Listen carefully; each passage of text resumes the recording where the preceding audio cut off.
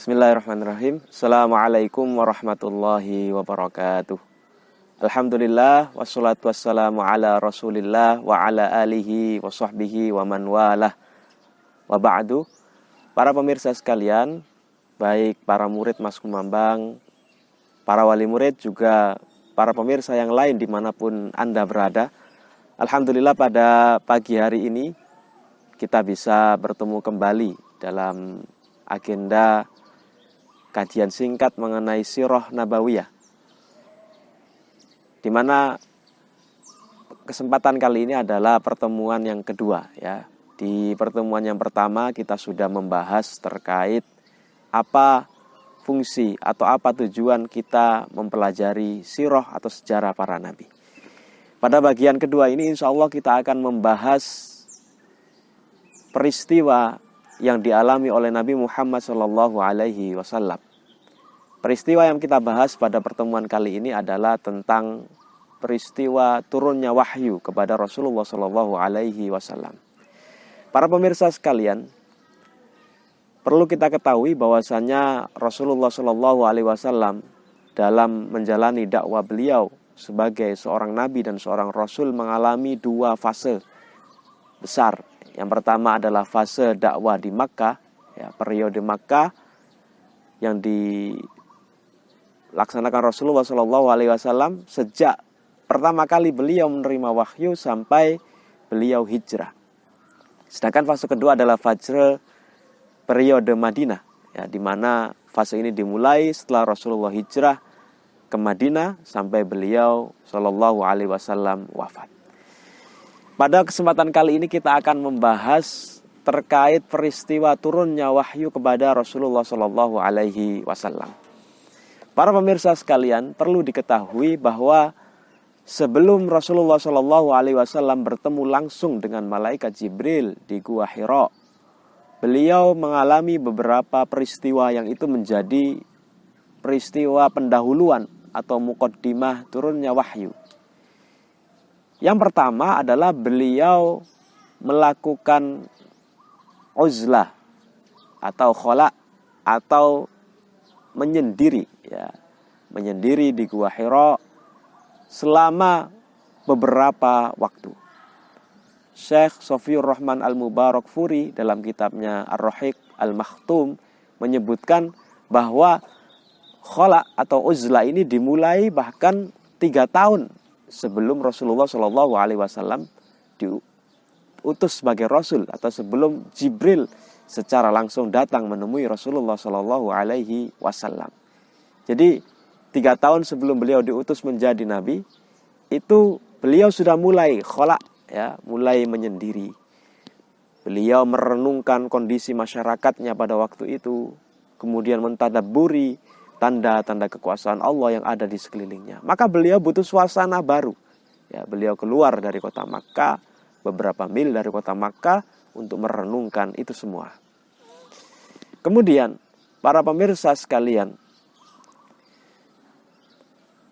setelah beberapa waktu, ya, jadi dimulai dari 3 tahun, beliau melakukan khola ini beberapa malam, ya, fi lailati dzawatai adad, disebutkan dalam hadis Bukhari, beberapa malam, kadang 10 hari berturut-turut, kadang lebih, bahkan kadang selama 1 bulan berturut-turut.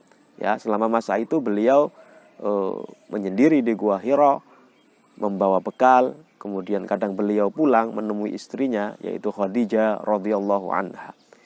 Nah, setelah itu menjelang kenabian atau menjelang diutusnya beliau sebagai Rasul, ya, kurang lebih 6 bulan sebelum beliau diutus menjadi Rasul, datang ar-ru'ya as-shadiqah, ya, mimpi yang benar. Jadi beliau bermimpi, ya, mengalami mimpi yang itu mimpi yang benar seperti yang dialami oleh Nabi Ibrahim alaihi salam. Dan di mimpi itu beliau melihat malaikat Jibril, ya. Jadi mimpi yang dialami Rasulullah SAW atau ar-ru'ya as-shadiqah itu sama persis kejadiannya dengan kejadian nyata yang beliau alami 6 bulan kemudian. Ya, jadi itu peristiwa yang terjadi sebelum turunnya malaikat Jibril alaihi salam kepada beliau. Baru kemudian ketika beliau masuk di usia 40 tahun, genap 6 bulan lebih, beliau menerima wahyu dari malaikat Jibril alaihi salam. Nah, peristiwa inilah yang kita kenal dengan peristiwa nuzulul Quran, ya, peristiwa turunnya Al-Quran. Para pemirsa sekalian, para sejarawan, pakar sejarah Islam berbeda pendapat mengenai kapan pastinya terjadinya peristiwa nuzulul Quran ini. Ya, di dalam kitabnya Al-Rahiq Al-Maktum, Syekh Rafiur Rahman Al-Mubarakfuri menyebutkan ada beberapa pendapat. Pertama, mereka berbeda pendapat mengenai bulan.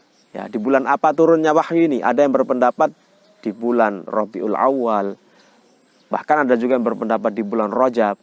Tapi mayoritas ulama berpendapat turunnya di bulan Ramadan. Dan ini dalilnya jelas di Al-Quran.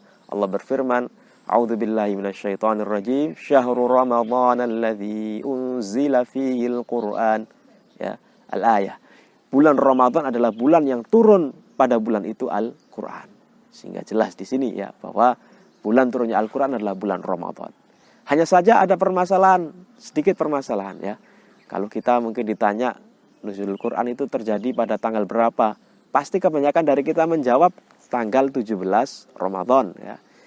Padahal ada perbedaan pendapat sebenarnya ya. Di kitab Ar-Rahiqul Al-Maktum tadi, Syekh Safiur Rahman menyebutkan setidaknya ada 3 pendapat ya. Pertama, ada yang mengatakan tanggal 7 Ramadan.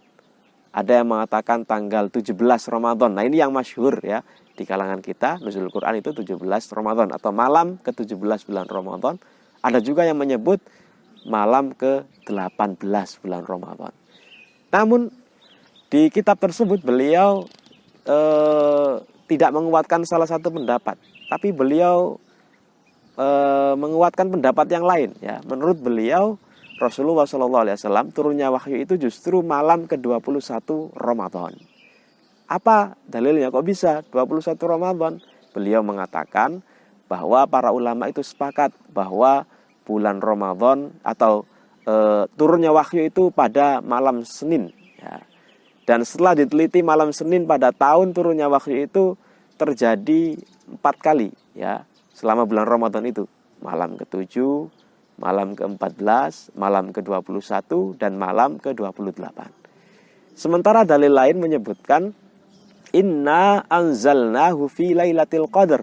Kami turunkan Al-Quran itu di Lailatul Qadar ya. Nah, dan ada hadis sahih yang menyebutkan dengan beragam pendapat ya. Ada hadis yang menyebutkan bahwa Lailatul Qadar itu terjadi di Ashrul Awakhir, 10 malam terakhir bulan Ramadan ya, di malam ganjil.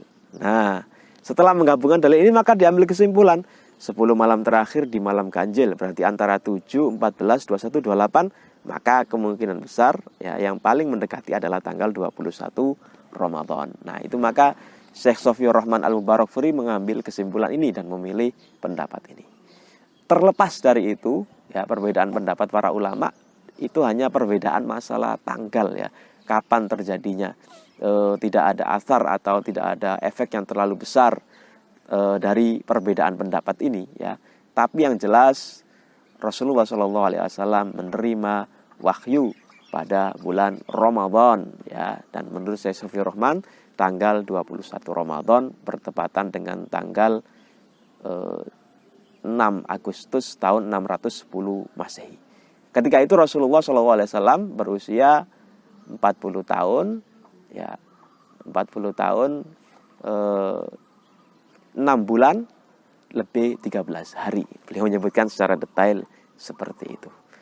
Nah, para pemirsa sekalian, adapun bagaimana peristiwa turunnya wahyu ini secara mendetail akan kita bahas ya. Dalam salah satu hadis di Sahih Al-Bukhari di kitab Bad'il Wahyi, Imam Al-Bukhari menyebutkan ya di hadis yang ketiga ya, di kitab Bad'il Wahyi di hadis nomor 3 beliau menyebutkan bagaimana gambaran terjadinya peristiwa turunnya wahyu ini ya. Nah, itu insya Allah secara lebih detail akan kita bahas di kesempatan dan pertemuan bagian berikutnya. Terima kasih. Assalamualaikum warahmatullahi wabarakatuh.